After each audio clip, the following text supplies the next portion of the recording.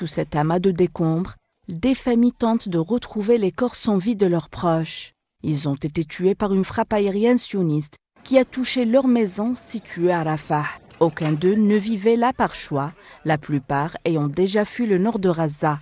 Les proches endeuillés affirment que 5 personnes sont tombées en martyrs et 22 autres ont été blessés. Ces derniers ont été transportés à l'hôpital Abou Youssef al-Najjar. Nous avons eu l'impression que quelque chose s'était allumé, tout brûlait, il y avait des cris. Je dormais avec mes enfants, mon fils, ma fille et ma femme. Des décombres sont tombés sur nous, la maison s'est effondrée, il y a eu 5 martyrs et plusieurs blessés. Nous avons miraculeusement survécu, Dieu est notre sauveur. Les Israéliens disent qu'il existe des endroits sûrs, mais en réalité la sécurité n'existe pas.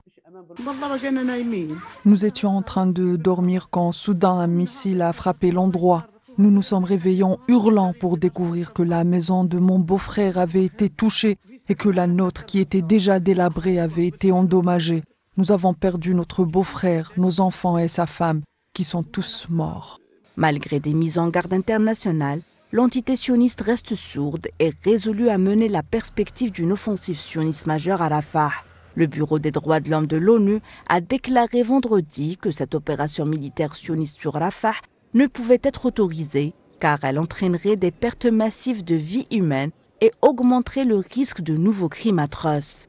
La situation à Gaza n'est pas prête de changer puisque l'espoir d'une trêve avant le Ramadan s'amenuise encore un peu plus. Les négociations qui avaient porté beaucoup d'espoir aux Gazaouis n'ont finalement accouché.